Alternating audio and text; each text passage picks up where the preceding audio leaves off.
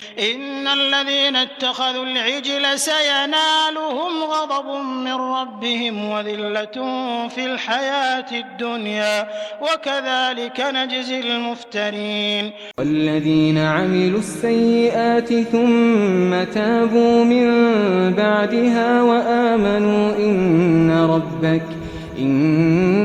ربك من بعدها لغفور رحيم. إن الحمد لله نحمده ونستعينه ونستغفره ونعوذ بالله من شرور أنفسنا وسيئات أعمالنا. من يهده الله فلا مضل له ومن يضلل فلا هادي له وأشهد أن لا إله إلا الله وحده لا شريك له وأشهد أن محمدا عبده ورسوله. أما بعد فإن خير الحديث كتاب الله وخير الهدي هدي محمد صلى الله عليه وسلم وشر الأمور محدثاتها وكل محدثة بدعة وكل بدعة ضلالة وكل ضلالة في النار. أعوذ بالله من الشيطان الرجيم. بسم الله الرحمن الرحيم.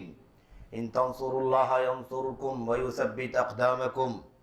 وقال عز من قائل إن الذين اتخذوا العجل سينالهم غضب من ربهم وذلة في الحياة الدنيا وكذلك نجزي المفترين إلى آخر الآيات. وقال النبي صلى الله عليه وسلم وجعل الذل والصغار على من خالف أمري إلى آخر ما قال الله سبحانه وتعالى وما قاله النبي صلی اللہ علیہ وسلم. برادران اسلام، دینی اور ملی بھائیوں، نوجوان دوستوں، احباب اور بزرگوں، قابل احترام ماں اور بہنوں، عزیز بچوں، اللہ تبارک و تعالیٰ نے ہمیں اور آپ کو ایمان کی نعمت سے، توحید کی نعمت سے نوازا. ہمیں اور آپ کو اللہ تبارک و تعالیٰ نے اپنے نبی محمد الرسول اللہ صلی اللہ علیہ وسلم کی بعثت کے ذریعے سے اپنی رضا، اپنی چاہت اور اپنی مرضیات کی پرکھ کرنے کی توفیق عطا فرمائی. اللہ تبارک و تعالیٰ نے ہمیں اور آپ کو اس دنیا میں جینے بسنے کے لیے اور عزت سے، سربلندی سے، عظمت سے، شان و شوکت سے زندگی گزارنے کے لیے جو اصول ہیں، جو ضابطے ہیں، اسے اپنی کتاب میں بھی اور اللہ کے نبی صلی اللہ علیہ وسلم کی حدیث میں بھی اس کی وضاحت کر دی گئی، تاکہ ہم اور آپ اس دنیا میں اللہ تبارک و تعالیٰ کو راضی کرنے کے لیے ان ساری تعلیمات، ان ساری ہدایات پر عمل کریں جو ہمیں اور آپ کو اس دنیا میں عزت دے سکیں، شان و شوکت دے سکیں، اور ہمارے لیے اللہ تبارک و تعالیٰ کی طرف سے کیے گئے وعدے دنیا میں بھی اور آخرت میں بھی مرنے کے بعد بھی پورے ہوں. اللہ تعالیٰ سے دعا کریں کہ اللہ تعالیٰ ہمیں اور آپ کو یہ جو نعمت ملی ہے اس کی قدر کرنے کی توفیق عطا فرمائے، ان اصولوں کو پرکھنے کی، جاننے کی، پڑھنے کی اور اسی کے مطابق عمل کرنے کی توفیق بخشے. آمین رب العالمین. میرے بھائیوں، انسانی تاریخ میں اور خاص طور پر اسلامی تاریخ میں بہت سارے ایسے حالات، بہت سارے ایسے اوقات آئے جس میں مسلمانوں کے ساتھ بہت زیادہ مشکلات اور بہت زیادہ پریشانیوں کا سامنا رہا، اور مختلف انداز کی اذیتیں اور مشکلات، پریشانیاں، آفتیں، بلائیں، خاص طور پر جس کا تعلق ان کے دین سے ہے، ان کے ایمان اور عقیدے سے ہے، جن تمام چیزوں کا تعلق ان کی شریعت سے ہے، ان کے حلال و حرام سے ہے، ان کے اسلامی تشخص سے ہے، ان کی اسلامی پہچان اور ان کی اسلامی معرفت سے ہے. ایسی تمام چیزوں سے متعلق بہت ساری مشکلات اور بہت ساری آزمائشیں اسلامی تاریخ کے اندر مسلمانوں پر آئی. میرے بھائیوں، میرے بزرگوں، ہمیں اور آپ کو آج جو سب سے بڑا مسئلہ ہمارے سامنے درپیش ہے وہ یہ ہے، اور خصوصیت کے ساتھ عمومی طور پر پوری دنیا کے اندر مختلف ممالک میں یہ مسئلہ ہے، اور خاص طور پر میرے بھائیوں ہم اور آپ جس ملک میں، جس وطن میں بستے ہیں، ہمارا یہ وطن عزیز ملک ہندوستان، ہم اور آپ برسوں سے اس ملک میں رہتے بستے ہیں.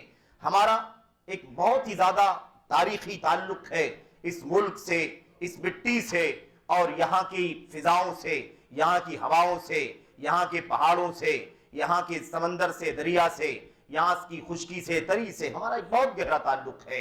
میرے بھائیوں، میرے بزرگوں، آج جو صورتحال ہماری اس ملک کی ہے، اس حالت میں ہمارے اور آپ کی جو آواز ہے، ہمارے اور آپ کی زبانوں سے جو بہت زیادہ شور مچ رہا ہے، ہم بہت زیادہ پریشانیوں کا، مصیبتوں کا، بلاؤں کا شکوہ کر رہے ہیں، اور ہماری دین کے مسائل بہت زیادہ خطرے میں محسوس کیے جا رہے ہیں.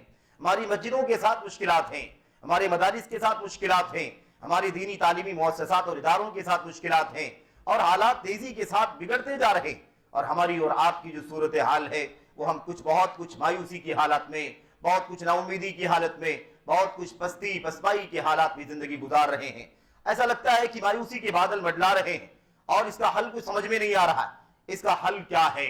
میرے بھائیوں، جب ہم مرض سمجھیں گے، بیماری سمجھیں گے، مشکلات کا سبب سمجھیں گے تو اس کا حل بھی تلاش کریں گے. بہت سارے لوگوں نے اس کا حل یہ سمجھا ہوا ہے کہ اتنی بڑی تعداد اس ملک کے اندر رہتی ہے، کچھ نہیں کر رہی ہے، یہاں کی جماعتیں کچھ نہیں کر رہے ہیں، یہاں کی جو سیاسی طاقتیں ہیں ان میں مسلمانوں کا جو حصہ ہے وہ اپنی ذمہ داریاں ادا نہیں کر رہے ہیں، یا ایسے ہی اور بہت سارے لوگوں کی شکوے ہیں، علماء کچھ نہیں کر رہے ہیں، اور مختلف لوگوں کے سر دوش ڈالا جا رہا ہے کہ ان حالات میں ہم کچھ نہیں کر رہے ہیں. ہماری ایک ایک کر کے مسجدیں جا رہی ہیں، ہمارے اداروں کے خلاف بہت کچھ ایسے فیصلے کیے جا رہے ہیں کہ مستقبل میں مستقبل قریب کے اندر ایسا لگتا ہے کہ ہماری دینی تعلیم و تربیت کا نظام درہم برہم ہو جائے گا. قرآن کی تعلیم، سنت کی تعلیم، عقید و عمل کی تعلیم، ساری مشکلات کے حالات سے ہم گزر رہے ہیں. میرے بھائیوں، میرے بزرگوں، اس طرح کے حالات میں ہمیں کیا کرنا چاہیے، اسے ہمیں جاننے کی ضرورت ہے. نہ میڈیا والوں کو دوش دے کر کے ہم کامیاب ہو سکتے ہیں، نہ کسی اور کے سر یہ ذمہ داری ڈال کر کے ہم مطمئن ہو کر کے بیٹھ سکتے ہیں. ہمیں اصل وجوہات پر غور کرنے کی ضرورت ہے. اس طرح کے حالات بن کیوں گئے؟ ان حالات کے اندر جو بگاڑ آیا کیوں آیا؟ ان حالات کے اندر جو فساد آ گیا کیوں آ گیا؟ میرے بھائیوں، اصل وجوہات جاننے کی ضرورت ہے. ہم جب اس بات کا یقین رکھتے ہیں میرے بھائیوں کہ اللہ تبارک و تعالیٰ نے ایمان والوں کی مدد کرنے کا وعدہ فرمایا، اِنَّا لَنَنْصُرُ رُسُلَنَا وَالَّذِينَ آمَنُوا، ہم نے یقینی طور پر ہم ضرور مدد کریں گے ایمان والوں کی، اور ان سے پہلے اپنے رسولوں کی مدد کریں گے. اللہ تعالیٰ کا وعدہ ہے. وَكَانَ حَقًّا عَلَيْنَا نَصْرُ الْمُؤْمِنِينَ، ہماری ذمہ داریوں میں ہے، ہمارے اوپر یہ حق ہے، ثابت ہے، ہم نے اپنے اوپر اس چیز کو واجب کر لیا ہے کہ ایمان والوں کی مدد کریں گے. اللہ تبارک و تعالیٰ نے ایمان والوں کی مدد کرنے کا وعدہ فرمایا ہے. تو یہ ذلت کے حالات کیوں ہیں؟ یہ بستی کے حالات کیوں ہیں؟ یہ بے بسی بے کسی کے حالات کیوں ہیں؟ کیوں پسمائی کے حالات ہیں؟ کیوں مایوسی کے بادل منڈلا رہے ہیں؟ کیوں نا امیدی کی فضا چھائی جا رہی ہے؟ اس کے پیچھے اسباب کیا ہیں، وجوہات کیا ہیں؟ میرے بھائیوں، ہمیں بہت سنجیدگی سے غور کرنے کی ضرورت ہے. کوئی شور شرابہ، کوئی ٹپڑی، کوئی تبصرہ اور کوئی ایک دوسرے کے سر پر ذمہ داریوں کو ڈال کر اپنی مشکلات سے اپنی مشکلات سے آزاد نہیں ہو سکتا، اپنی پریشانیوں سے نجات نہیں پا سکتا. اس بات کو یاد رکھیں. اللہ کے کلام کے اندر سارے اصول بتا دیے گئے. عزت کب ملتی ہے، کیسے ملتی ہے، ذلت کب آتی ہے، کیسے آتی ہے. اسباب عزت کے، تمکنت کے، عظمت کے، شان و شوکت کے کیا ہے، اور اسے پامال کر دینے کے نتیجے میں ذلت کیوں آتی ہے، رسوائی کیسے آتی ہے. اور جب ذلت آئے گی، رسوائی آئے گی میرے بھائیوں، تو آپ کے ہمارے گھروں پر در و دیوار پر نہیں آئے گی.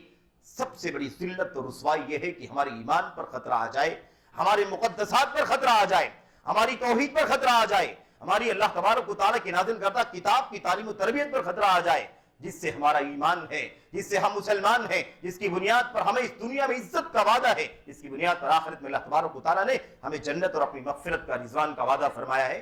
یہ سب سے بڑا خطرہ ہے، سب سے بڑا خطرہ ہے.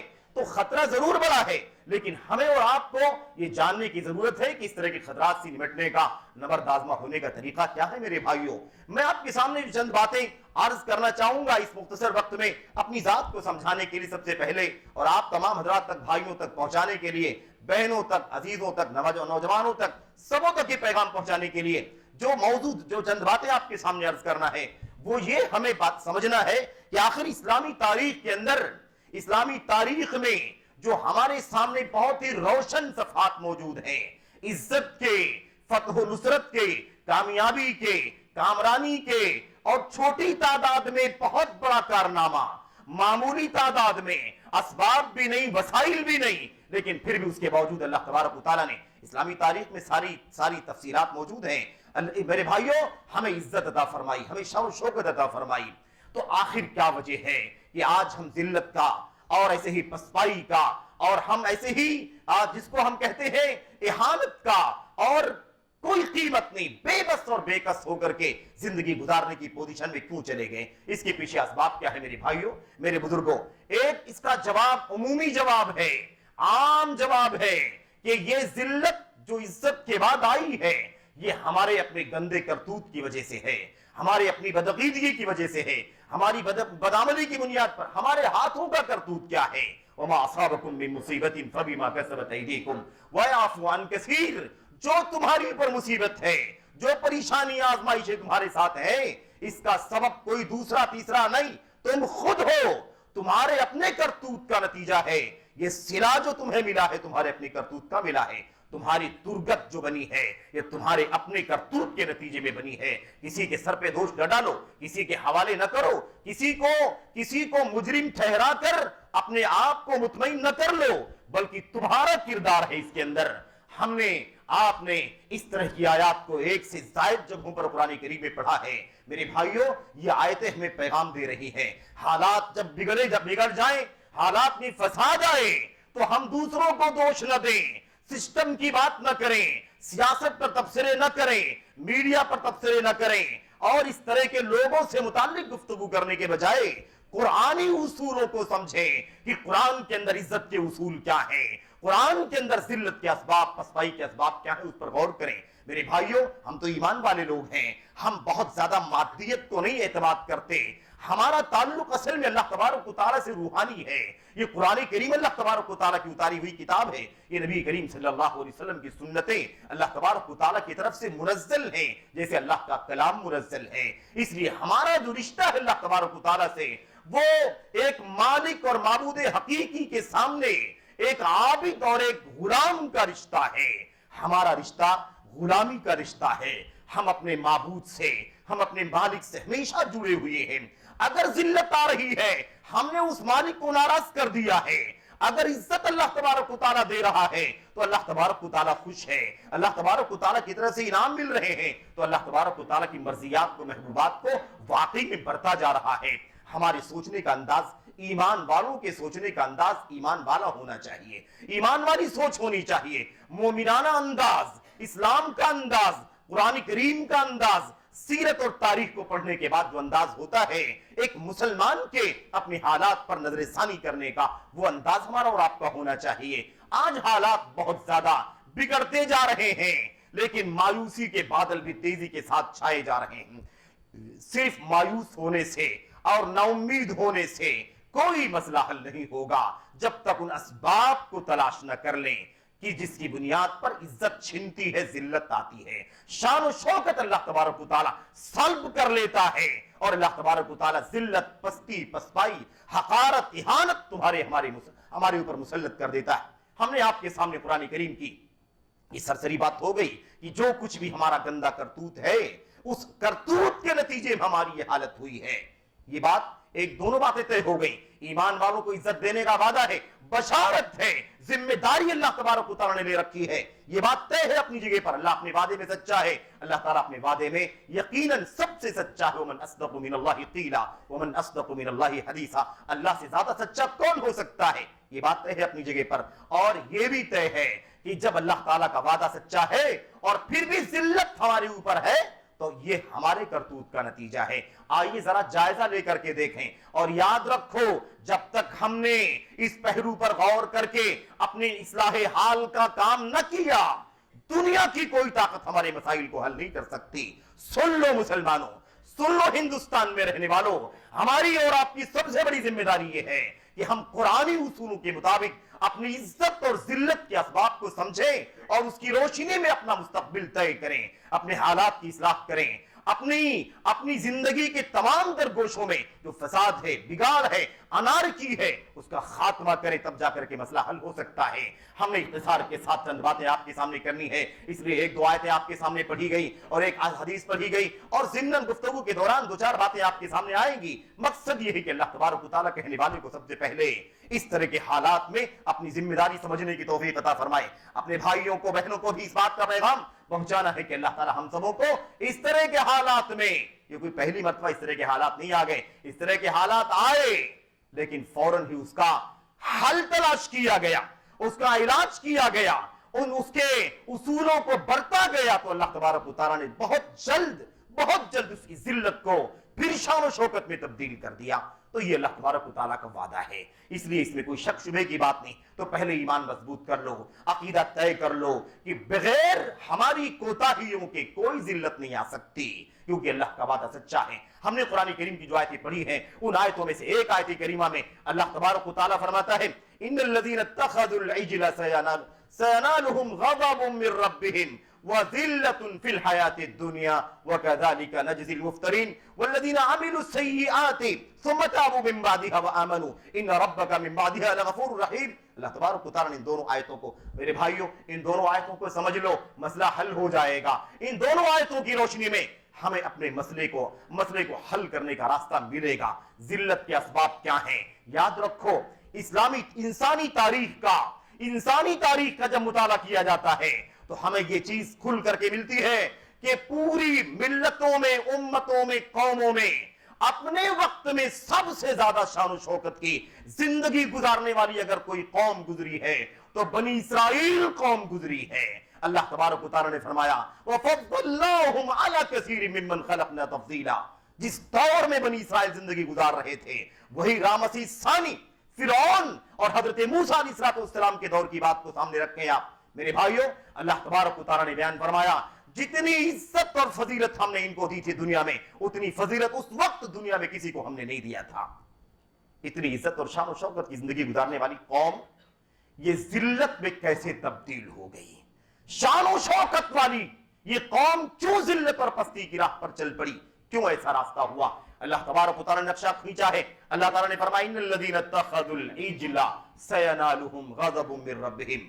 جن لوگوں نے بچڑے کو اپنا معبود بنا لیا، سامری نے بچڑا بنا دیا، اس جادوگر نے، اس شعبدہ باز نے، اس مکار نے ایک سونے سے ایک ڈھانچہ بچڑے کی شکل میں بنا دیا اور قوم بنی اسرائیل نے اس کو پوجنا شروع کر دیا. اللہ تبارک و تعالیٰ فرماتا ہے عزت تھی، شان و شوکت تھی، لیکن جب ان لوگوں نے بچڑے کی پوجا کی تو کیا ہوا؟ اللہ فرماتا ہے سینالہم غضب من ربہم. انہیں اللہ تبارک و تعالیٰ کی طرف سے غضب، اللہ کی ناراضگی ان پر مسلط ہوگی. وَذِلَّةٌ فِي الْحَيَاةِ الدُّنْيَا. اور دنیاوی زندگی میں ذلت، پستی، حقارت، کوئی قیمت نہیں، کوئی وقات نہیں، کوئی مقام نہیں، تم سے کوئی ڈرنے والا نہیں. تمہیں لوگ اپنے پیروں میں کچل کر کے نکل جائیں گے. جس کو تم نے کبھی کوئی اہمیت نہ دی تھی وہ کل آج تمہارے سروں کو کچلنے کے لیے تیار ہو جائے گا. اللہ تبارک و تعالیٰ فرماتا وَذِلَّةٌ فِي الْحَيَاةِ الدُّنْيَا. دنیاوی زندگی میں ذلت. اللہ تبارک و تعالیٰ کا غضب، مفسرین نے لکھا کہ یہ دو باتیں اللہ تبارک و تعالیٰ نے کیوں بیان فرمائی. کیوں کہا کہ اللہ کا غضب اترے گا اور کیوں کہا کہ دنیوی زندگی میں ذلت کا سامنا کرنا پڑے گا؟ یہ دو وجوہات، دو سزائیں دو بنیادوں پر ہیں. ایک تو اللہ کا غضب اس لیے اترے گا کیونکہ اللہ کا حق توحید چھین کر اللہ کی خالص بندگی کرنے کے بجائے ان لوگوں نے بچڑے کی عبادت کی اور ایسا کر کے اللہ کو غضبناک کر دیا، ناراض کر دیا. تو اللہ تبارک و تعالیٰ ان سے بھی غضبناک ہو جائے گا، ناراض ہو جائے گا اور اللہ کی غضب کی بار پڑے گی. اللہ کے غضب کا عذاب ٹوٹے گا ان کے اوپر. اور ذلت کیوں آئے گی؟ کیونکہ انہوں نے ان کی کوئی قیمت اللہ نہیں رکھے گا، کیونکہ انہوں نے اللہ کے حکم کی کوئی قیمت نہیں سمجھا، اللہ کے حکم کو حقیر سمجھا، اللہ کے فرمان کو حقیر سمجھا، اللہ کی کتاب حضرت رسول کریم حضرت موسیٰ علیہ السلام اور ان کی لائی ہوئی کتاب تورات کی کوئی قیمت نہیں سمجھی. جیسے انہوں نے اللہ کے حکم کی کوئی قیمت نہ سمجھی، ایسے دنیا میں اللہ ان کی کوئی قیمت نہیں رکھے گا. اللہ تبارک و تعالیٰ فرما. اب یہ تو بنی اسرائیل کے بارے میں بات ہو گئی. آپ سوچتے ہو کہ ہمارا کیا تعلق ہے اس آیت کریمہ سے؟ اس آیت کریمہ سے تعلق ہے کہ اللہ آگے فرماتا ہے وَكَذَلِكَ نَجْزِي الْمُفْتَرِينَ. ایسا کرنے والے، شرک کرنے والے، اللہ کے حق توحید کو پامال کرنے والے دنیا میں جس قوم میں بھی ہوں گے، جس دور میں بھی ہوں گے، سب کا بدلہ، سب کا انجام یہی ہوگا. سب پر اللہ کا غضب ٹوٹے گا، سب پر اللہ تبارک و تعالیٰ کی اس دنیا میں ذلت مسلط ہوگی. یہی انجام ہے سارے مشرکوں کا، سارے غیر اللہ کے پجاریوں کا، چاہے وہ پوجا کی جانے والی کوئی چیز انسان کی شکل میں ہو، کوئی فرشتہ کیوں نہ، کوئی نبی کیوں نہ ہو، کوئی رسول کیوں نہ ہو. اللہ تبارک و تعالیٰ کے سوا جس کو بھی پوجا جاتا ہے وہ اللہ تبارک و تعالیٰ کا شریک ہے. شریک ہونے میں اللہ کا نبی ہو، اللہ کا ولی ہو، اللہ کا فرشتہ ہو یا اللہ کی ادنا حقیر مخلوق مکھی اور مچھر کا پر کیوں نہ پوجا جاتا ہو، دونوں میں اللہ تبارک و تعالیٰ کے انجام کے اعتبار سے کوئی فرق نہیں ہے. مزارات اور قبریں، آستانے، درگاہیں آباد ہیں، بھیڑ لگی ہوئی ہے اور اللہ تبارک و تعالیٰ کی توحید کی عبادت کی مسجدیں ویران ہیں. مسلمانوں کا حال یہ ہے کہ نہیں مسلمانوں؟ دیکھو درگاہوں کو، مزاروں کو آباد، اتنی بھیڑ ہے، حیران ہو جائے منظر کو دیکھ کر کے۔ سر اللہ تبارک و تعالیٰ کی سر اللہ کے سامنے جھکنے کے لیے بنا ہے، سجدے غیر اللہ کے کیے جا رہے ہیں، رکوع غیر اللہ کا، استغاثہ غیر اللہ سے، استعانت غیر اللہ سے، مدد غیر اللہ سے اللہ تبارک و تعالیٰ کے حق کی عبادت کو پامال کیا جا رہا ہے۔ اللہ تعالیٰ کا غضب آئے گا کہ نہیں آئے گا؟ اللہ کی طرف سے ذلت مسلط ہوگی کہ نہیں ہوگی؟ تمہارے ناموں سے اللہ کو کوئی مطلب نہیں ہے، ہماری برادریوں سے، ہمارے خاندان سے، ہماری نسلوں سے، ہم سے اللہ کو کوئی محبت نہیں ہے۔ محبت کی وجہ ایمان ہے، توحید خالص ہے۔ نبی کریم صلی اللہ علیہ وسلم نے خانہ کعبہ کو مخاطب کر کے کہا تھا، اے اللہ کے گھر خانہ کعبہ، ما اعظمک من بیت، تجھ سے زیادہ عظمت والا کوئی گھر دنیا میں نہیں ہے۔ ما اعظمک وما اعظم حرمتک، تجھ سے زیادہ عظمت والا کوئی نہیں، تجھ سے زیادہ محترم کوئی نہیں ہے۔ لیکن خانہ کعبہ یہ بھی سن لے، ایک مومن کی عزت اور شان و شوکت تجھ سے کئی گنا زیادہ ہے۔ یہ ڈھانچہ نہیں انسان کا، ایمان، دل کے اندر ایمان، عمل میں ایمان، توحید ہونا چاہیے میرے بھائیوں۔ اور یہ بھی یاد رکھیں، ایسا کوئی ضروری نہیں ہے کہ وہ ایسے بھی لوگ ہیں ہمارے ملک میں، وطن میں، سماج میں، دنیا کے اندر جو مسجدیں بھی ویران رکھتے ہیں اور مزاروں کو بھی مزاروں کو بھی آباد کرتے ہیں اور مسجدوں کو بھی آباد کرتے ہیں۔ ایسے لوگوں سے بھی کچھ بننے بگڑنے والا نہیں ہے۔ مسجدیں بھی آباد ہیں، نمازیں بھی پڑھی جا رہی ہیں، قرآن کی تلاوت بھی ہو رہی ہے، اللہ تبارک و تعالیٰ کی توحید کا، ایمان کا نام بھی لیا جاتا ہے، اللہ کے نبی کی سنتوں کا نام بھی لیا جاتا ہے، لیکن مزارات پر بھی بھیڑ لگی ہوئی ہے۔ یہ ملاوٹوں والا ایمان و عقیدہ اللہ کے یہاں ہمیں نجات نہیں دلا سکتا ہے۔ آج لوگ کہتے ہیں 25 کروڑ ہیں مسلمان ہندوستان کے اندر، 25 نہیں 50 ہو جائیں، اس میں صحیح ایمان والوں کا پرسنٹیج کتنا ہے؟ یہ چیک کر کے دیکھو مسلمانوں۔ بدر و احد کی فتح کی مثالیں مت پیش کرو، حنین کی، موتا کی، تبوک کی، فتح مکہ کی مثالیں مت پیش کرو۔ ان مثالوں کو جن کے ساتھ وہ واقعات پیش آئے ہیں ان کے ایمان کا جائزہ لے کر کے دیکھو۔ جن لوگوں نے بدر و حنین کو فتح کیا تھا وہ کیسے مسلمان تھے، ان کے ایمان کا کیا عالم تھا؟ 25-50 کروڑ گنوانے سے تمہارے مسئلے حل ہو جائیں گے؟ کہاں ہو مسلمانوں؟ تمہاری سوچ کہاں چلی گئی؟ تم نے تعداد کی بنیاد پر اپنی کامیابی کا معیار طے کر لیا۔ وہ 313 تھے، لرزتا تھا زمانہ۔ 313,000 کے مقابلے میں کون سی طاقت تھی؟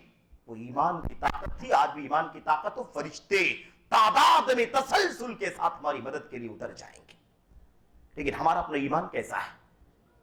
کوئی قبر کا، مزار کا پجاری تھا بدر کے لوگوں میں؟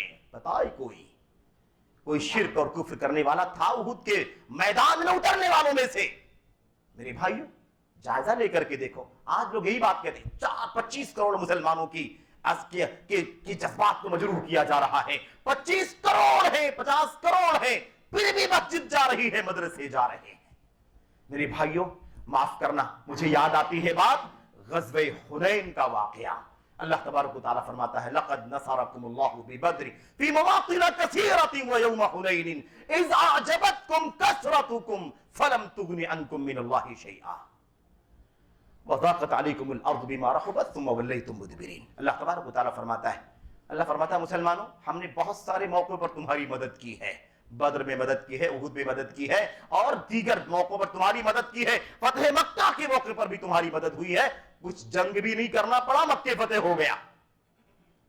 لیکن جنگ بدر کی، جنگ احد کے بعد اور احزاب اور ان سارے واقعات کے بعد جب غزوہ حنین کا موقع آیا، حوازن کے لوگوں نے بہت زیادہ بغاوت کا ماحول پیدا کر دیا۔ نبی کریم صلی اللہ علیہ وسلم نے وہ جو ابھی فتح مکہ کے موقع پر مسلمان ہوئے تھے نا، ان کو بھی لے لیا، جن کو آزاد چھوڑا تھا اللہ کے نبی، جاؤ معاف کر دیتا ہوں میں، اور سب کے سب مسلمان ہو گئے، ان کو بھی لیا، اور جن لوگوں نے فتح مکہ میں شرکت کی تھی ان مجاہدین کو بھی، سب کو لے کر کے تعداد 12,000 کی ہو گئی۔ اور حوازن کے لوگوں کی تعداد کتنی تھی؟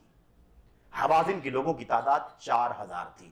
4,000 12,000 کے مقابلے میں 1/3 ہیں، 1/3 مسلمان 3 گنا، اور حوازن کے مشرکین کفار ایک تہائی 4000 اس موقع پر بعض مسلمانوں کے منہ سے اکا دکا مسلمانوں کے منہ سے کیا نکلا؟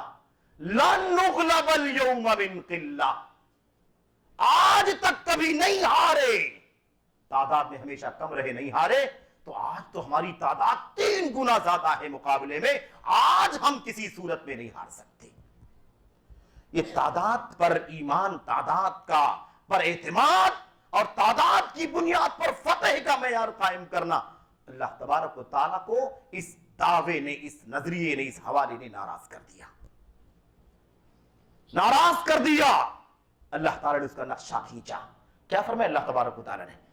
وَضَاقَتْ عَلَيْكُمُ الْأَرْضُ بِمَا رَحُبَتْ ثُمَّ وَلَّيْتُمْ مُدْبِرِينَ، ساری کشادگی کے باوجود یہ زمین تمہارے لیے تنگ ہو گئی، تم پیٹ پھیر کر کے بھاگے۔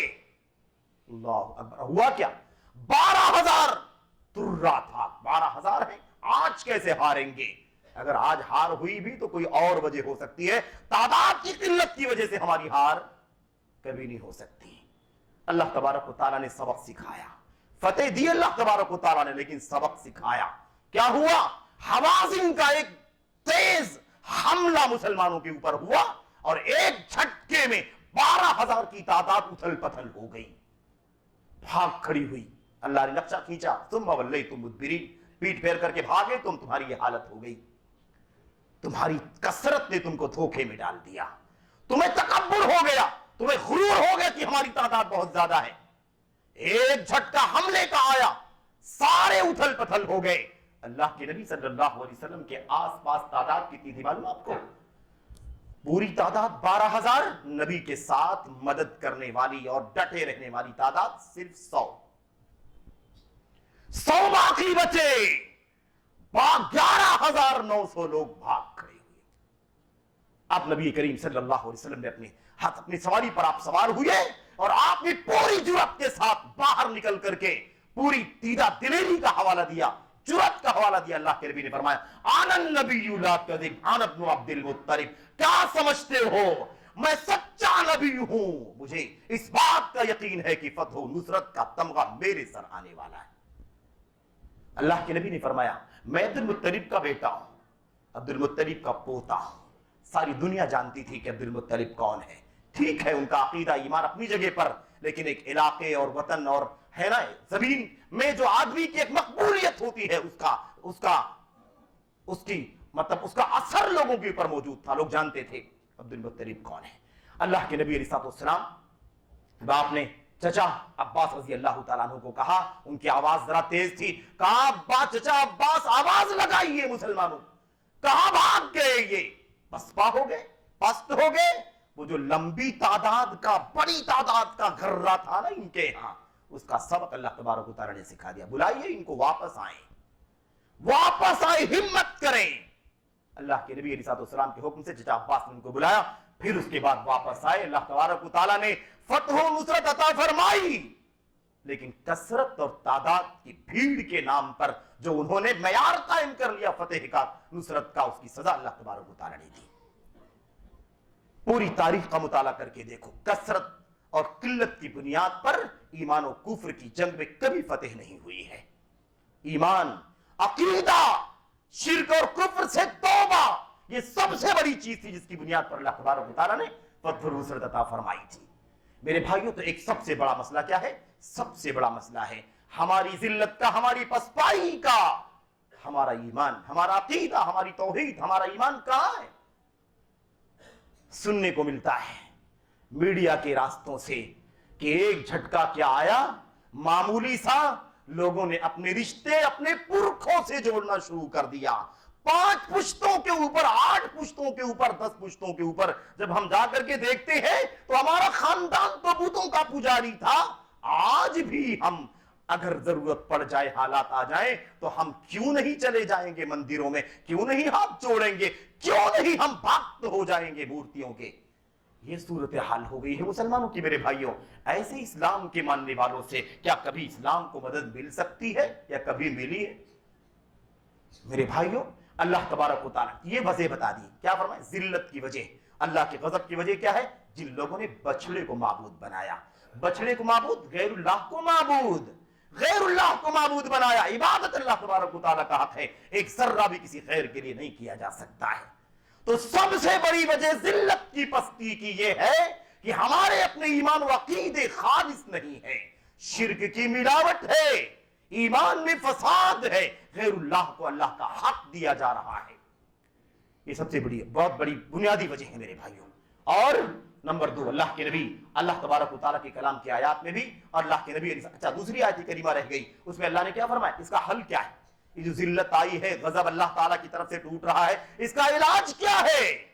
दावों से नहीं होगा, बहुत मुस्तकिल तौर पर तब्दीली पैदा करनी पड़ेगी, काया पलट करनी पड़ेगी, अपने हालात को दिगर करना पड़ेगा, तो जाकर के मसला हल होगा। अल्लाह ने फरमाया वल्लज़ीना आमिलुस सय्यिआत, जिन लोगों ने बदअमली की, बदअमली मुफस्सिरीन ने लिखा सगीरा गुनाह किया, कबीरा गुनाह किया, शिर्क किया, कुफ्र किया, निफाक किया, कोई भी, सय्यिआत में सारे जराइम शामिल हैं। वल्लज़ीना आमिलुस सय्यिआत, जिन लोगों ने भी गुनाह के काम किए, ये बछड़े की पूजा भी उसी के अंदर शामिल है, कब्रों की मज़ारों की परस्तिश भी शामिल है, गैरुल्लाह से इस्तिगासा, इस्तिआना, इस्तिआज़ा, मदद, इस्तिमता, सारी चीजें ये सब उसके अंदर शामिल है। वल्लज़ीना आमिलुस सय्यिआत, जिन लोगों ने सारी बदअमली की है, ईमान की अमल की, अल्लाह फरमाता है सुम्मा ताबू मिन बादिहा, और इस बदअमली के बाद, बेईमानी के बाद, अकीदे के फसाद के बाद तौबा कर लिया, व आमनू, और सच्ची तौहीद का इकरार कर लिया, इन्ना रब्बका मिन बादिहा लगफूरुर रहीम, तो यकीनन इसके बाद आपका रब बड़ा बख्शने वाला है, मेहरबान है। तो सुम्मा ताबू मिन बादिहा व इन्ना रब्बका मिन बादिहा, उसके बाद, इसके बाद, यानी ऐसे नहीं होगा, पूरे तौर पर बदलो अपने आप को, शिर्क और कुफ्र से, बदअकीदगी से तौबा करो मुसलमानों।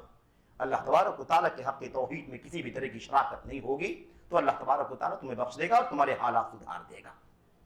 और सुन्नतों का क्या हाल है? बिदात की भरमार, बिदात की भरमार है। महीने देखो, हफ्ते देखो, दिन देखो, सुबह देखो, शाम देखो, बिदात की भरमार। क्या अकीदे की बिदात, क्या ईमान की बिदात, क्या सुन्नत की, क्या अमल की, हर तरफ बिदात का दौरा दिखाई देता है। ये बिदात का जो मसला है, एक मुस्तकिल दीन की हैसियत से बनता चला गया है। क्या मतलब है इसका? इसका मतलब यह है कि हालत ऐसी होगी, बिदअत गरीब, बिदअत पर अमल, बिदअत से दिलचस्पी, लगाव और उससे वाबस्तगी और खानदान, रस्म रिवाज, बाप दादे पुरखे, ऐसे बिदअतों को तो पेश किया जाता है, ऐसा माहौल बनाया जाता है कि अगर कोई बिदअत के खिलाफ जाए तो उसे लोग तीखी निगाहों से देखते हैं। कहां से आ गया है? मिलाद नहीं जानता नबी करीम सल्लल्लाहु अलैहि वसल्लम की, कहां से आ गया है? इसको रजब के कूड़े नहीं मालूम है, कहां से आ गया? इसको शब बरात के हलवे नहीं मालूम है, कहां से? ताज्जुब करते हैं, कैसा मुसलमान है? खिरत का नाम जुनू रख दिया, जुनू का खिरत, जो चाहे आपका हुस्न करिश्मा साज करे। मेरे भाई, अल्लाह के नबी अलैहिस्सलाम के सहाबी ने कहा था हालत ये हो जाएगी कि जब बिदअत को छोड़ा जाएगा, बिदअतों का दौरा हो जाएगा, हालत ये हो जाएगी कि अगर कोई बिदअत को छोड़ देगा, कालू तुरिकति सुन्ना, तो लोग कहेंगे सुन्नत को छोड़ा जा रहा है, सुन्नत की जगह बिदअत ने ले ली, बिदअत की जगह सुन्नत ने ले ली। हालत ये हो चुकी है। क्या होगा हुक्म रसूल की मुखालफत का अंजाम? इज्जत नहीं मिलेगी नबी की सुन्नतों को छोड़ने से।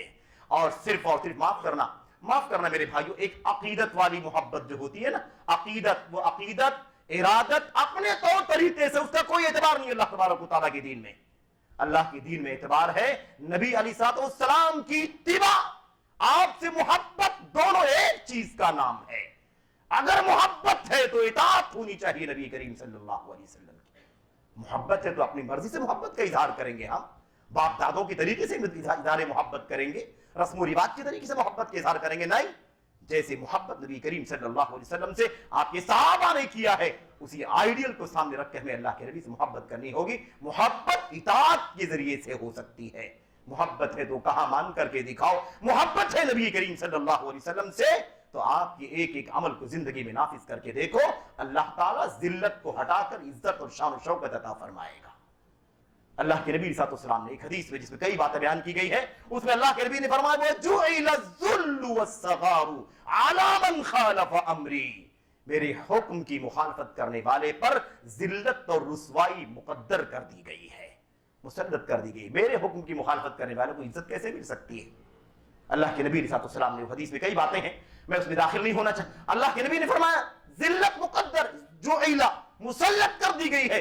ذلت اور صغار یعنی حقارت، نیچا پن، چھوٹا، کوئی آپ کی قیمت نہیں جانتا.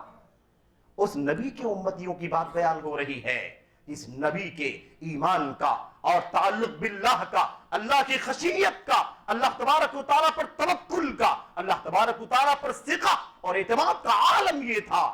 نصرت بالرعب من مسیرۃ شہر. اللہ کے نبی نے فرمایا تھا 1 مہینے کی دوری پر میں ہوتا ہوں اور دشمن 1 مہینے کی دوری پر ہوتا ہے. وہیں سے اس کے دل میں کپ کپی طاری ہو جاتی ہے کہ محمد اللہ کے رسول ہماری طرف آنے کے لیے تیاری کر رہے ہیں.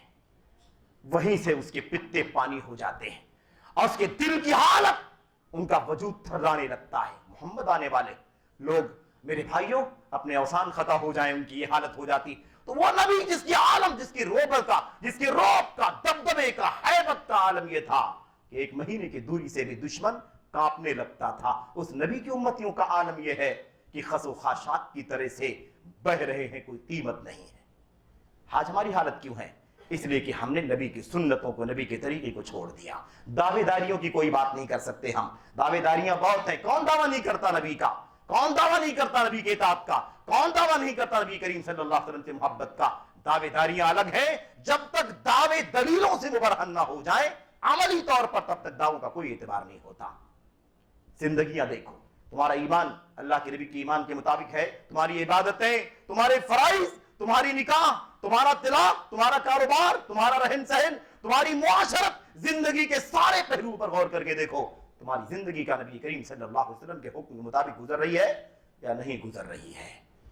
یہ ہے اصل پیمانہ.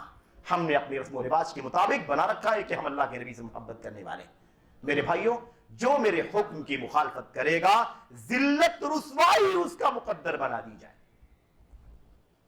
کوئی قیمت نہیں میرے بھائیوں. ہماری آپ کی کوئی قیمت ہے ہی نہیں اللہ تبارک و تعالیٰ کے ہاں.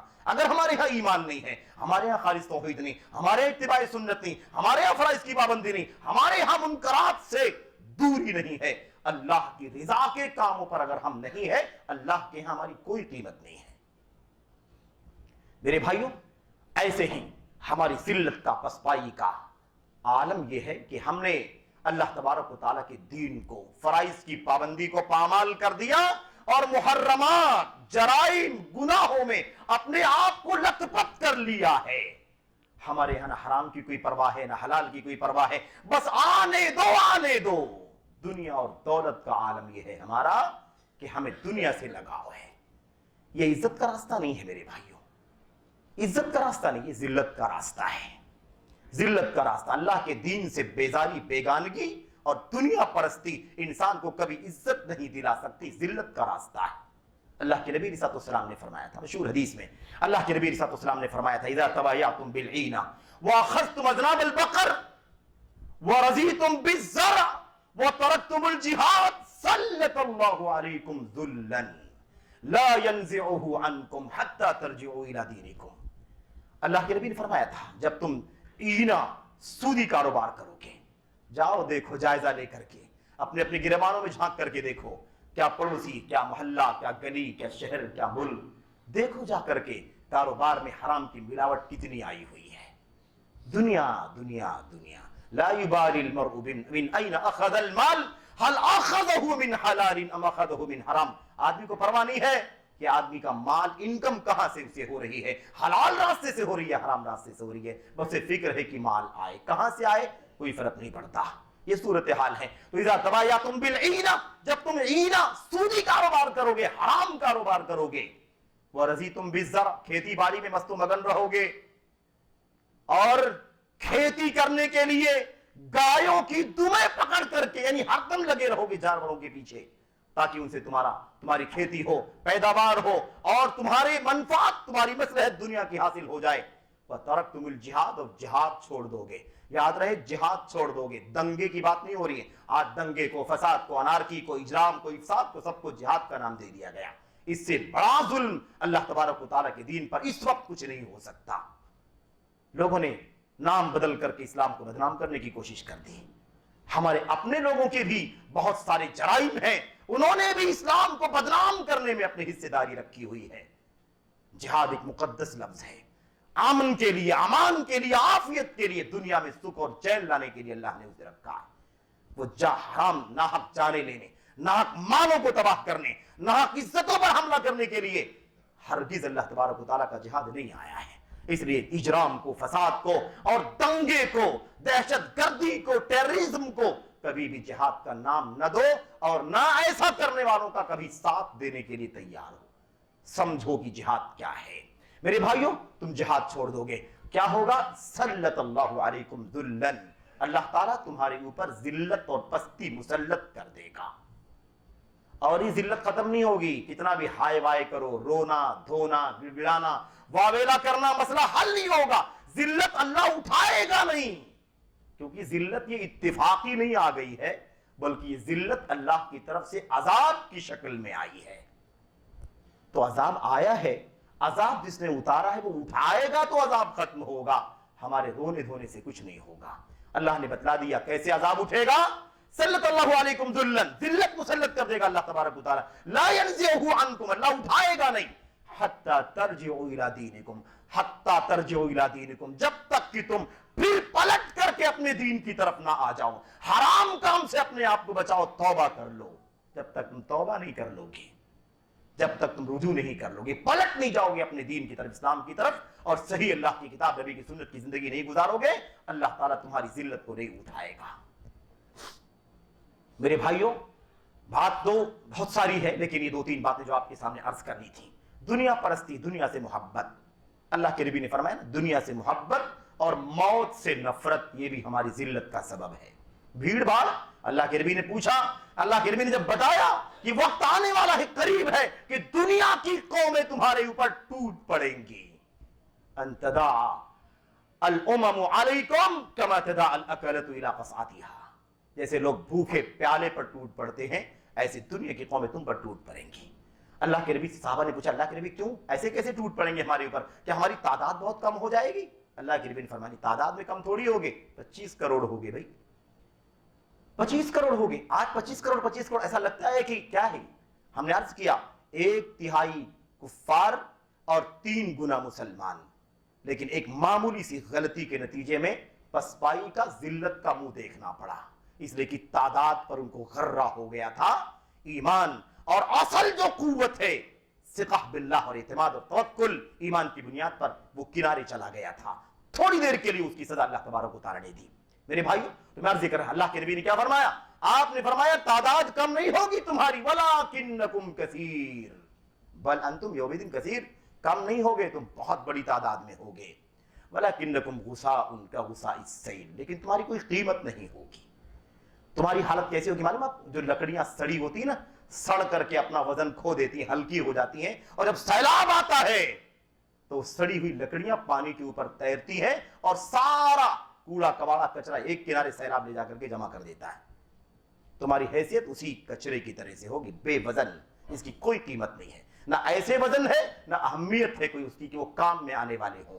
تمہاری حالت ایسی ہو جائے گی. اللہ کے نبی کیوں ایسا ہوگا؟ اللہ کے نبی علیہ السلام نے فرمایا, اصل میں مسئلہ کیا ہے معلوم آپ کو؟ اللہ تبارک و تعالیٰ تمہارا خوف, تمہارا ڈر دشمنوں کے دل سے نکال دے گا. ایک جو رعب ہوتا ہے ایمان کا, ایمان کی ہیبت جو ہوتی ہے, جو اللہ کے نبی علیہ السلام کے بارے میں ہم نے پڑھا سنا, وہ ہیبت اللہ تعالیٰ دشمنوں کے دلوں سے نکال دے گا, اور تمہارے دلوں میں وہن ڈال دے گا. وہن کیا ہے یہ؟ اللہ کے نبی نے فرمایا وہن, اور وہن کے معنی بھی کمزوری, پھسپھساپن, بے غیرتی اور بے وقاتی کے ہے وہن. اللہ کے نبی سے پوچھا گیا وہن کیا ہے جو اللہ ہمارے دلوں میں ڈال دے گا, اور ہمارا رعب دشمنوں کے دل سے اللہ نکال دے گا.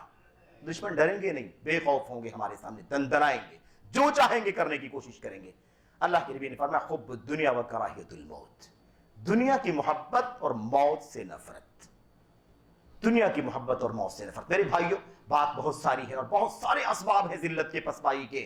تو یہ رونا دھونا, واویلا, نا امیدی, مایوسی کسی مسئلے کا حل نہیں ہے. سدھارو اپنے عقیدے کو, سدھارو اپنی سنت کی زندگی کو, سدھارو اپنے حلال و حرام کو, سدھارو اللہ تبارک و تعالیٰ کے دین سے جو تم نے بیداری کا طریقہ اختیار کر رکھا ہے. لوٹو اللہ کے دین کی طرف, اللہ عزت پھر سے دے گا, پھر سے اللہ عزت دے گا. میرے بھائیوں یاد کریں قبرص کا, آخری بات ہے, قبرص کی جنگ میں جب فتح ہوئی مسلمانوں کو اور حضرت ابو الدرداء رضی اللہ تعالیٰ عنہ موجود تھے, فتح ہو گئی, مال غنیمت لوٹا جا رہا ہے, جمع کیا جا رہا ہے, اور سب بے کس بے بس رو رہے ہیں. ان کا گھر, ان کا بار, ان کے سامان, ان کے درہم و دینار سب ان کے ہاتھ سے نکل رہے ہیں. پورا علاقہ مسلمانوں کے قبضے میں آ رہا ہے.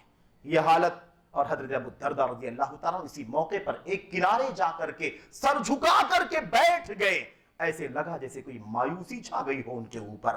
لوگ بھاگ کر کے آئے ابو الدرداء رضی اللہ تعالیٰ عنہ کے پاس. کہا ابو الدرداء کیا معاملہ ہے, آپ ایسے کیوں بیٹھے ہیں, کیا مسئلہ ہے, آپ نے سر جھکا کر کے مایوسی کی حالت میں آپ نظر آ رہے ہیں. دیکھا, جب سر اٹھایا انہوں نے, دیکھا تو دیکھا آنکھوں سے آنسو جاری, رو بھی رہے ہیں. کہا ما یبکیک یا ابو الدرداء, ابو الدرداء رونے کی وجہ کیا؟ آج تو خوشی منانے کا دل ہے. ھذا یوم عز اللہ فیہ الاسلام, آج کا دن, یہ تو اللہ نے عزت دی ہے مسلمانوں کو, اسلام کو شان و شوکت دی ہے, یہ پورا علاقہ فتح ہو گیا, مسلمانوں کے ہاتھ میں آ گیا, تو آپ کو تو خوشی منانی چاہیے, آپ رو کیوں رہے ہیں؟ انہوں نے کہا کہ میں اس لیے نہیں رو رہا ہوں کہ فتح ہو گئی ہے, اس لیے رو رہا ہوں سوچ کر کے کہ جن کو ہم نے فتح کیا ہے, جن کو آج ذلت کا منہ دیکھنا پڑ رہا ہے, یہ شان و شوکت کی زندگی گزارتے تھے, ان کے پاس دنیا کی ساری نعمتیں, سارے اسباب زندگی موجود تھے, اور سر اٹھا کر کی زندگی گزارنے والے لوگ تھے, لیکن ان لوگوں نے اللہ کے حکم کو پامال کر دیا, جس کے نتیجے میں آج ان کو اس ذلت کا منہ دیکھنا پڑ رہا ہے. اس لیے سبق سیکھو دنیا کی تاریخ سے.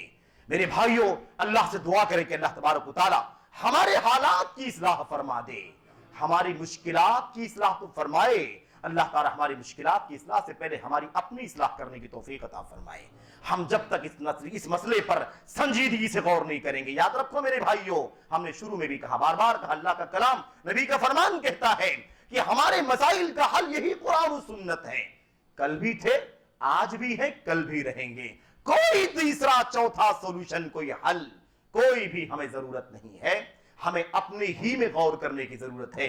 ہم نے خطا کیا کی ہے جس کا انجام ہمیں بھگتنا پڑ رہا ہے؟